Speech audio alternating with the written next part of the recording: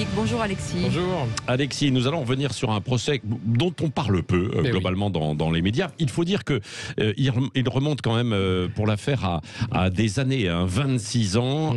C'est le procès Karachi, avec Édouard Balladur qui était parmi les prévenus, et puis François Léotard aussi. On a vu en fait des images assez saisissantes l'autre jour de François Léotard qu'on n'avait pas vu depuis un bout de temps, qui remontait, qui prenait son train pour venir à ce procès. Vous revenez donc effectivement sur cette histoire. Oui, parce que le procès a lieu en ce moment. Il y a eu les réquisitoires de François Molins hier du parquet. La défense sera cet après-midi. Et c'est vrai que 26 ans, ça fait loin. Et pourtant, c'est une affaire qui a coûté la vie à 11 Français de la DCN qui ont péri lors d'un attentat le 8 mai 2002 de leur bus à Karachi. L'idée de toute cette, le fond de ce procès, c'est les rétrocommissions liées aux ventes d'armes. À l'époque, on avait vendu à l'Arabie Saoudite des frégates, le contrat Sawari 2 pour 19 milliards de francs, et puis des sous-marins au Pakistan pour 5,4 milliards de francs. Tout ça a été géré par François Léotard, comme vous venez de le dire, sous le gouvernement Balladur, et ça avant la campagne de 1995. Et dans ces contrats d'armement, il y a eu des rétrocommissions qui aurait potentiellement financé la campagne d'Édouard Balladur. Alors 26 ans après les faits, du réquisitoire, il ne ressort que 1 an avec sursis et 50 000 euros d'amende pour Édouard Balladur et 2 ans avec sursis et 100 000 euros d'amende pour François Léotard, pour quand même des fonds qui posent question. On parlait de 10,25 millions de francs en liquide qui avaient été versés le 26 avril 1995 pour la campagne d'Édouard Balladur. Le réquisitoire de François Molins, lui, est très flou. Il dit que finalement, sur les rétrocommissions, il n'y a pas assez de preuves, mais que sur les fonds secrets de Matignon, et là c'est plus important, il y a peut-être de forts soupçons. Et là, les fonds secrets, c'est quand même quelque chose d'assez incroyable.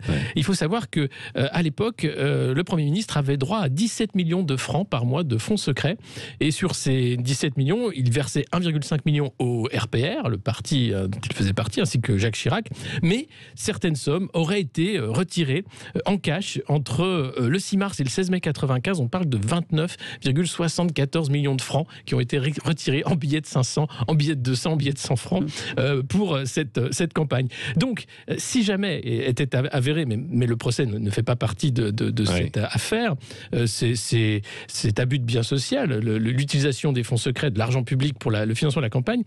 Édouard Balladur risquerait d'avoir à rembourser la totalité de la campagne présidentielle qui lui avait été financée à hauteur de 37 millions de francs. Mais à l'époque, on se rappelle, et à la fois les comptes de campagne de Jacques Chirac et ceux d'Édouard Balladur avaient finalement été validés par le Conseil d'État en disant on ne veut pas faire de vagues, même s'il y a des incertitudes, faisant en sorte que c'est de la passe, sinon c'est la République qui pourrait chanceler. Et puis la défense d'Édouard Balladur, qui avait fait rire à l'époque et qui reste la même, calomnie, tout ça est ridicule, et qui dit que cet argent liquide, il provient de la vente des t-shirts. Et oui, tous avec Doudou, des milliers de t-shirts qui ont été vendus.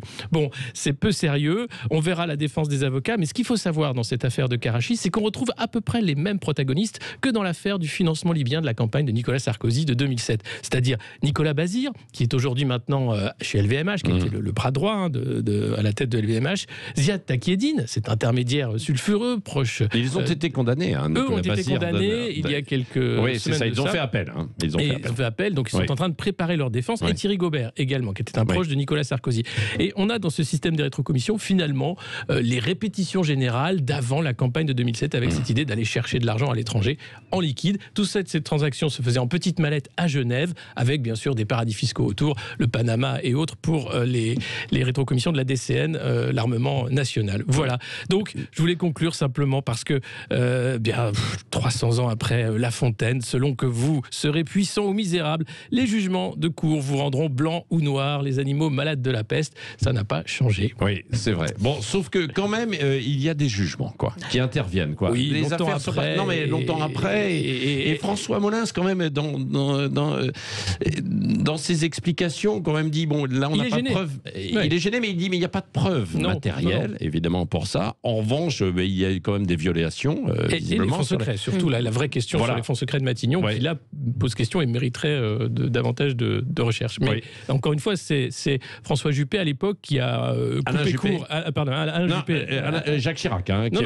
C'était Alain Juppé. RGPP à l'époque qui avait coupé court en disant que finalement ces fonds secrets relevaient du secret défense et donc il n'y aura pas de jugement à ce sujet. Absolument. Merci à vous d'être venu apporter ces précisions, Alexis Poulain. On vous retrouvera tout à l'heure aussi à 9h moins le quart.